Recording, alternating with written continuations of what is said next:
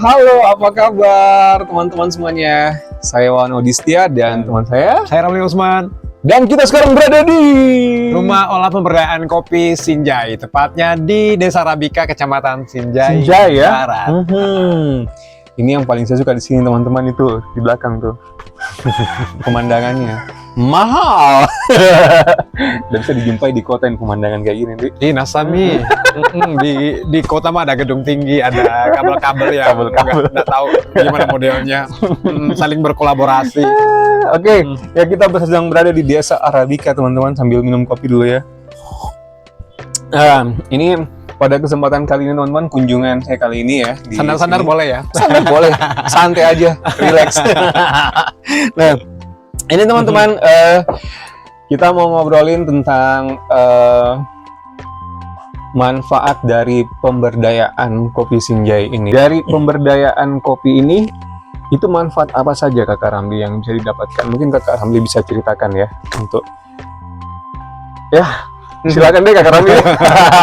Ya kalau kita bicara pemberdayaan sih ya pasti kita akan bercerita tentang hal yang panjang kali lebar, kali tinggi. Jadi ada value di situ yang kita mau panjang kali lebar kali tinggi. Itulah value-nya, isi dari volume dari kubus itulah value yang kita ceritakan ke teman-teman. Jadi hadirnya pemberdayaan kopi Sinjai itu berawal dari keresahan kita sih sebenarnya, melihat kok ada komoditi di kampung kita yang ketika komoditi ini berada di kampung orang kok seksi banget ya, dilirik sama dunia ya. Sementara kalau kita di kampung kita tidak ada yang lirik kok dong.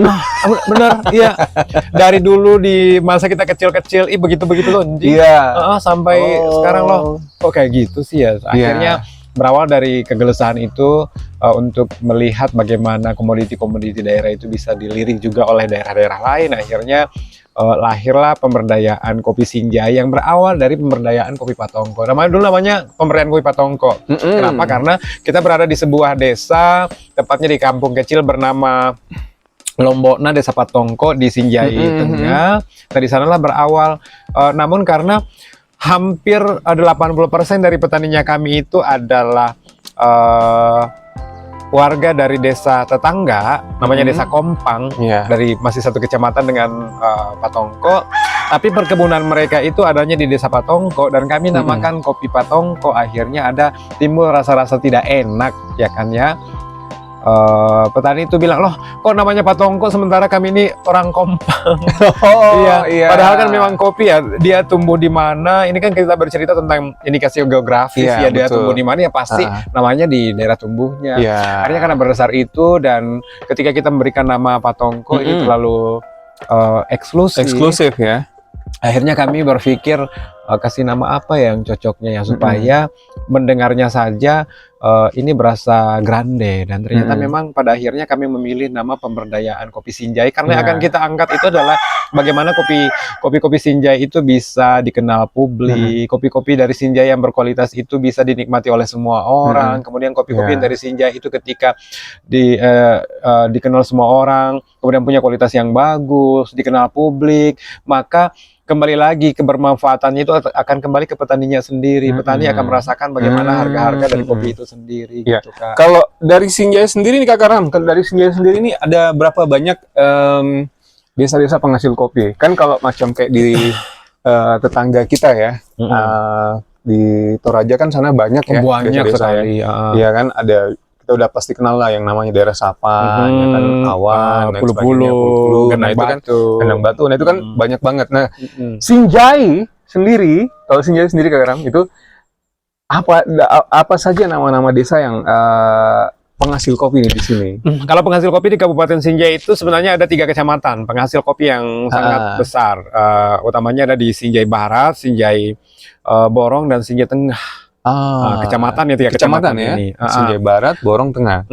Nah, di Sinjai Barat itu ada Desa Arabika, ada Barania, ada Desa Gunung Perak, kemudian ada Desa Botolempangan. Di Desa Botolempangan ini lagi terbagi-bagi spot-spot sentra-sentra kopi. Di Desa Botolempangan itu ada Ambi, ada Bihulo, ada Rumpala. Rumpala. Kemudian ada misalnya Bunging, daerah-daerah di seberang-seberang dekat kita nih di Bunging. Bunging. Ya. Kemudian ada Bentengia. Bentengia. Geser-geser ke desa, ke kecamatan tetangga di Kecamatan Sinjai Tengah ada Gantarang, ada Kompang, ada Patongko. Penghasil kopi semua tuh. 12. Lanjut ke Borong. Jangan bilang lagi kalau Borong, di sana juga daerah yang sangat tinggi dan penghasil kopi juga. Arabica. Arabica dan Robusta. 12. Jadi itu baru yang di kepala aku ya. Belum di belakang kita nih. Belum di belakang kita desa-desa ini di seberang sawah nih. Ada Bonto Salama. Kemudian ada Manipi di sebelah sana. Kemudian ada 13, 14. Banyak. Ada daerah sini Balang-Balang, namanya daerah Balakia. Penghasil kopi. Penghasil kopi yang kita kenal itu cuma segelintir. Karena sudah punya merek. Sementara ya kopi Sinjai itu kopi Sinjai. Kopi Sinjai. Ya. Oh iya, wow. Tadi ada berapa ya? 14 ya? Masih banyak. Nah inilah yang nantinya kami mau perkenalkan bahwa kopi Sinjai, di kopi Sinjai itu ada kopi Ambi, ada kopi Patongko, ada kopi Kampung Lapara di Kompang. Jadi semuanya itu yang 14 itu yang tadi udah kita sebutin itu 14 itu semuanya nanti akan masuk di sini, maksudnya melalui pemberdayaan ini. Kita akan berusaha seperti itu ya. Karena kita mau memperkenalkan kopi Sinjai itu sebagai bukan bahwa bagaimana kita memperkenalkan merek-merek baru, bukan ya, brand-brand baru, tetapi bagaimana kita memperkenalkan kopi Sinjai itu sesuai dengan tempat tumbuhnya. Iya. Karena kita tentunya sangat bangga, petani sangat bangga ketika wah, kampung saya nih, kopi dari kampung saya ini terkenal. Ada kebanggaan pasti di petani, ya kan? Namun untuk sampai ke sana itu butuh perjuangan yang tidak gampang. Iya, amin. Dan pasti akan tercapai lah. Insya Allah. Kita selalu yakin, Kak, bahwa niat baik itu selalu tersampaikan. Betul. Oke, dan Kakak Ramli, selain yang tadi kita ngobrolin tadi itu ya, kira-kira manfaat apa lagi nih Kakak Ramli dari pemberdayaan ini ya? Masuk di dunia kopi itu awalnya petani juga tidak suka dengan kami. Petani, apalagi pedagang ya. Pasti tidak suka dengan kami. Kenapa? Karena kami kalau pedagang itu kan pasti mereka lebih banyak yang masih cincai lah ketika mereka petani ngambil ijo. Oke, enggak apa-apa, sini aja aku ambil semuanya, aku serap semuanya. Bahkan kalau kopinya itu merah sebiji, dalam satu pohon itu ada merah sebiji, biji-biji lain itu yang masih hijau kita coba gigit. Tak, udah keras. Tarik, karungkan atau tarik langsung kasih ke pedagang gitu. Akhirnya nilai kopi ini anjlok. Kenapa? Karena tidak ada kualitas. Rusaklah nama kopi Sinjai dari tahun ke tahun. Nama kopi Sinjai itu selalu rusak. Kenapa? Karena seperti itu pola yang kita lakukan. Nah, kita merubah itu, petik merah, kemudian kita ada olah pasca panen. Kenapa? Karena agar supaya kopi Sinjai itu punya kualitas yang bagus. Petani bisa minum kopinya dengan cita rasa yang sangat enak. Kemudian harganya bisa meningkat. Ketika harganya bisa meningkat, otomatis ada peningkatan pendapatan. Sejahteranya jangan dulu bercerita, dia masih jauh. Yang penting dulu ada peningkatan. Ya. Artinya dari sekian luasnya lahan yang dimiliki oleh petani, petani sendiri itu yang harus menikmati hasilnya. Bukan oleh pihak lain yang pemodal misalnya, atau tengkulak, ijon, apa dan lain-lain sebagainya. Yang harus menikmati itulah petaninya, karena selama setahun yang mencangkul, yang mencabut rumput, yang memproning, yang metik, yang olah, yang pikul dengan berhujan-hujan di jalan licin setapak gitu, yang sambil jatuh terguling-guling, itu kan petani. Nah, lantas mereka hanya merasakan kopinya di 1 liter 2.000, 3.000, kasihan kan? Ya selama 1 tahun ditunggui. Sementara orang yang bermodal hanya sekadar datang nih sudah untung, bahkan sampai di atas keuntungan yang didapat oleh petani. Ya kan, ini kan kasihan di sini. Karena ini yang membuat kami petani butuh ilmu tentang bagaimana membuat kopinya menjadi berkualitas. Dan aku berpikir gini kan, kami punya tim Kak ya. Aku ada Kakak Ramli, kemudian ada Kakak Mail kan. Nah, Kakak Mail inilah kami bersepakat, ayo kita tinggalkan kota. Kita harus terjun ke betul-betul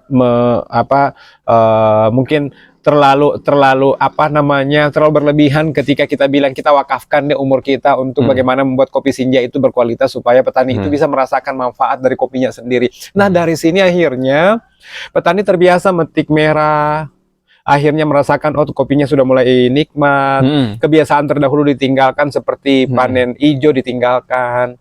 Kemudian yang campur-campur kopi untuk diminum itu dengan beras mungkin atau jagung itu sudah ditinggalkan. Dan petani bahkan saking menikmati kopinya saat ini yang dari dulu yang dulunya kopi-kopi tak berkualitas, sekarang itu bahkan petani itu bilang gini, aduh sayang nih kalau dicampur gula. Kopi senikmat ini diganggu oleh gula. Akhirnya aku kaget tuh Kak, loh petani-petani itu sudah jarang tuh yang pakai gula di tempatnya kami, kecuali satu gula aren. Karena itu jadinya pola hidup sehat tuh sudah ada di situ. Nah itu Kak. Terus yang berikutnya itu selama menjalankan pemberdayaan ini kami banyak disupport juga oleh adik-adik. Anak-anak dari petani itu sendiri. Namun temuan-temuan kami di lapangan itu banyak di antara mereka itu yang tamat SMA sudah jadi petani atau merantau dan lain-lain sebagainya. Dan ada beberapa anak itu yang datang di kami. Kebetulan di kami itu kan sering aja anak-anak, kenapa di tempatnya kami ada buku banyak, ada perpustakaan mini lah milikku ya. Kemudian ada anak petani kami itu yang jago barasanji, yang sering ngajarin teman-temannya barasanji. Ngumpul anak-anak hampir tiap malam sholat berjamaah, mereka berzikir ratib. Kebetulan mereka itu adik-adikku itu mereka adalah dari keluarga dengan aliran tarekat Halwatiyah yang mereka hampir tiap malam ngumpul zikir gitu ya. Dan habis ngumpul di situ mungkin itu yang membuat kami dekat, membuat aku dekat dengan adik-adik sambil ngobrol-ngobrol kenapa sampai tidak kuliah misalnya, kenapa sampai ini sayang loh. Akhirnya kita temukan bahwa mereka ada yang tidak kuliah memang karena betul-betul tidak punya akses pendidikan. Mereka tidak punya informasi untuk sampai ke sana. Mereka tidak punya kemampuan secara finansial. Nah dari sini kami temukan, oke kami motivasi mereka, kami kasih akses informasi untuk akses beasiswa mungkin, kami cari tahu gimana caranya dapat beasiswa dan kami dampingi. Dan alhamdulillah tahun 2022 ada 2 anak petaninya kami yang berhasil masuk kampus dan mereka sudah tinggalkan. Nggak apa-apa deh, tinggalkan kami aja. Maksudnya tinggalkan aktivitas ini, kamu ke kota lah dulu untuk bagaimana membuat kamu punya kapasitas diri. Ini betul-betul untuk masa depan. Kemudian alhamdulillahnya di tahun 2022 kemarin juga ada anak petaninya kami yang lolos seleksi beasiswa ke Bogor di salah satu sekolah bertaraf internasional di sana. Itu juga kami dapatkan dari kegiatan baca-membaca, kegiatan petik-petik kopi. Mereka datang dan kami, wah anak ini potensial nih untuk melanjutkan pendidikan yang lebih tinggi, yang ke jenjang lebih tinggi. Anak-anak desa itu anak-anak petaninya kami harus punya akses pendidikan yang sama dengan orang-orang kota seperti di Makassar ataupun di Jakarta. Harus seperti itu, mereka punya akses yang sama atau mereka berada pada konsumsi teknologi yang sama kok kayak sama dengan petani kayak gitu. Jadi pada akhirnya pemberdayaan kopi yang kami bangun yang awalnya hanya gimana caranya supaya komoditi kopi dari Kabupaten Sinjai itu bisa kita tingkatkan kualitasnya, bisa kita jaga kualitasnya dan bisa juga kita perkenalkan menjadi kebanggaan daerah kami di Kabupaten Sinjai, yang akhirnya merambah juga bahwa anak-anak di daerah pemberdayaannya kami itu harus punya akses pendidikan yang bagus, harus punya masa depan. Yang awalnya pemberdayaan kopi ini untuk kesejahteraan, terlalu jauh kesejahteraan untuk peningkatan pendapatan, yang ujung-ujungnya untuk masa depan kampung ini, untuk generasi selanjutnya. Jadi betul. Pada akhirnya kami menyadari bahwa kolaborasi yang terbangun ketika kita punya teman-teman barista misalnya, ada teman-teman mitra-mitra pembeli kopinya kita di pemberdayaan itu menjadi teman-teman kolaborator yang sungguh sangat-sangat kolaborasi yang sangat indah. Kenapa? Karena mereka datang membawakan kami akses informasi informasi, misalnya informasi bagaimana adik-adik bisa masuk dunia kampus, mendapatkan beasiswa, dan yang tidak pernah terpikir, wah pemberdayaan ini akhirnya menjadi sebuah tempat untuk siapapun yang mau datang belajar kopi. atau bawa ilmu kopi. Oh, jadi tempat ini terbuka ya, terbuka untuk siapapun ya, siapapun yang mau berbagi ilmu di sini gitu. Seperti kekawawan kan yang datang-datang bawa mesin roasting manual, kemudian ngajarin Kakak Mail untuk gimana roasting kopi, dan ya kita sudah rasakan gimana Kakak Mail ketika nyeduh kopi buat kita, ya kan. Dan itu sangat dirasakan manfaatnya, kehadiran teman-teman yang datang di tempatnya kami untuk membangun kolaborasi itu sangat kami rasakan manfaatnya. Bukan cuma di petani-petani yang terlibat langsung di pemberdayaan ini, tetapi petani-petani yang berada di circle, berada di lingkungan yang mungkin dari radius berapa puluh kilo dari pemberdayaan ini masih bisa merasakan kebermanfaatannya. Kan sampai akhirnya kami juga dipercaya untuk mengelola, ada namanya beasiswa Youth Excellency Scholarship. Itu untuk anak-anak SMA kelas 3 yang kami dampingi selama 1 tahun untuk mereka bisa lebih mengenal gimana caranya gampang masuk ke perguruan tinggi. Jadi targetnya adalah masuk ke perguruan tinggi negeri. Selama setahun kami dampingi itu untuk tembus masuk ke perguruan tinggi. Dan itu ada didatangkan khusus gurunya, mentornya. Dan itu program itu Youth Excellence ya? Iya, Youth Excellence Scholarship. Iya. Itu dari kopi juga ya? Bukan dari kopi, bukan dari kopi. Dari apa nih? Awalnya dari kopi. Awalnya dari kopi. Awalnya dari kopi. Awal dari kopi. Jadi saya pikir gini Kak, kopi itu di kopi ada 1001 kebaikan. Ada 1.000.000 kebaikan, ada ribuan kebaikan di kopi. Nggak tahu lagi gimana membahasakannya. Yang pasti bahwa dengan kopi ini akhirnya kami ini menjadi sebuah magnet. Akhirnya adik-adik bisa kuliah. Adik-adik, anak-anak dari petaninya kami kemudian relawan-relawannya kami relawan-relawan lokal itu bisa punya akses pendidikan yang bagus. Kemudian petani itu bisa meningkat pendapatannya, kualitas kopi bisa meningkat, cita rasanya bisa lebih nikmat, kemudian harganya pasti naik, ya kan ya.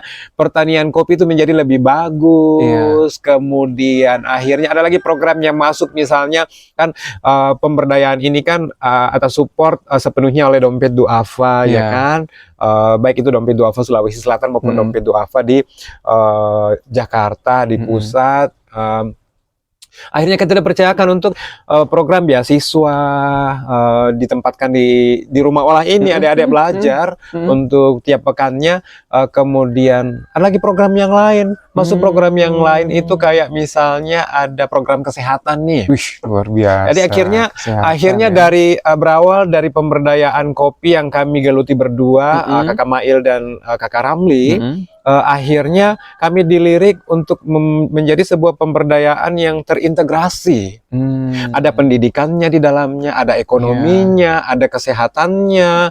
Nah, pasti akan ngikut-ngikut gimana dakwahnya.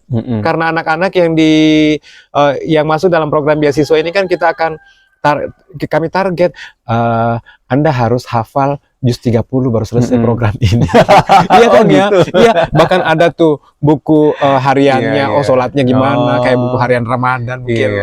Kalau Kakak Wawan ingat-ingat teman-teman dulu di masa sekolah kan di masa SD, SMP ada buku-buku yang jadi dicontreng-contreng kayak gitu. Dan untuk petani sendiri pun kami sekarang kan kami ada kunjungan Kak. Jadi aku tuh wajib untuk berkunjung ke, bayangkan dari petaninya kami itu yang banyak Kak, yang dari awalnya kami berdua, bertambah jadi 3, bertambah jadi 5, bertambah jadi 10, 20, 49, 50 sampai akhirnya jadi bisa jadi caleg tuh. Dapat 1 kursi, berapa?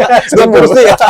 Nah, jadinya ada sekitaran 60 jelang 70 sekarang petani yang secara official belum yang PM tidak langsung belum yang secara tidak langsung, tapi yang langsung itu ada 79 petani yang tergabung di pemberdayaan kopi Sinjai ini, dan itu harus kami kunjungi perkebunannya satu persatu. Karena kami harus pastikan kebun ini harus produktif, kebun ini harus terawat dengan bagus, karena apalah yang akan kita petik nantinya ketika kebun ini tidak terawat dengan bagus. Makanya kami itu sekarang ada program pembibitan kopi-kopi yang bersertifikasi, baik itu Arabica maupun Robusta. Dan alhamdulillahnya kemarin kami juga dari Dinas Pertanian provinsi ngasih kita ada pembagian bibit juga, disupport ke kami. Daripada luar kamu biasa. daripada kamu nunggu tuh bibit kopi kamu yang baru berdaun 2, mending kami kasih tuh yang siap tanam katanya.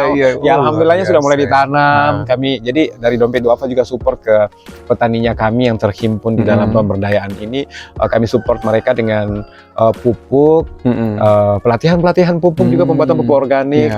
Walaupun pupuk kimia tetap kami kasih untuk pemancing supaya tanaman kopi ini supaya lebih cepat bertumbuh gitu. Luar biasa. Jadi aku simpulkan aja langsung ya. Jadi dari pemberdayaan kopi Sinjai ini teman-teman yang kurang lebih berawal dari tahun 2017, 2018 ya kan hingga 2023 hingga saat ini kan, berawal dari cuma 2 orang hingga menjadi 69 petani gitu kan, dari 2 target orang. 100. Oh, target 100. Iya, terus kemudian yang paling aku suka itu ya teman-teman ya, ini nggak cuman kita bicara melulu soal kesejahteraan para petaninya, enggak, tetapi di sini yang saya suka itu adalah circle-nya ya. Artinya kita mensejahterakan juga anak-anak dari para petani yang mungkin pendidikannya ada yang putus sekolah karena nggak punya finansial biaya atau nggak punya akses untuk melanjutkan ke jenjang yang lebih tinggi. Jadi melalui pemberdayaan ini mereka disupport guys. Artinya disupport itu dicarikan informasi gitu kan, dicarikan informasi bahwa oh bisa lewat jalur beasiswa, disupport supaya mereka semangatnya muncul terus, terjaga untuk kuliah. Oh, dan kalau nanti pada saat mereka sudah selesai, iya benar, mereka nanti bisa melanjutkan lagi ke generasi berikutnya. Mereka bisa menjadi regenerasi dari program pemberdayaan ini. Jadi mereka bisa menyisihkan waktunya sambil mereka berkecimpung di dunia karirnya masing-masing. Mereka kita harapkan menjadi pelanjut dari pemberdayaan ini, sehingga pemberdayaan ini akan tetap sustain ke depannya. Kayak gitu. Nah ini Kak Karam, ini ada anunya ya, ada greenhouse-nya di sini ya? Oh ada ya? Kita ada greenhouse, ada rumah mesin untuk mesin heller. Mesin heller ya? Yang belum ada itu belum ada mesin sangrai. Oke, teman-teman kita coba jalan-jalan main-main ke mana ya, ke belakang ya, ke greenhouse. Oh, greenhouse ya, belakang. Saya nggak tahu. Ini belakang kayaknya. Tapi kok menghadap sana rumahnya. Kita ke depan lah kalau gitu ya. Kita ke depan teman-teman, mau jalan-jalan ke greenhouse dia sambil kita lihat-lihat kopi yang sedang dinyembur di situ. Oke? Yuk kita jalan-jalan yuk ke situ yuk. Ayo.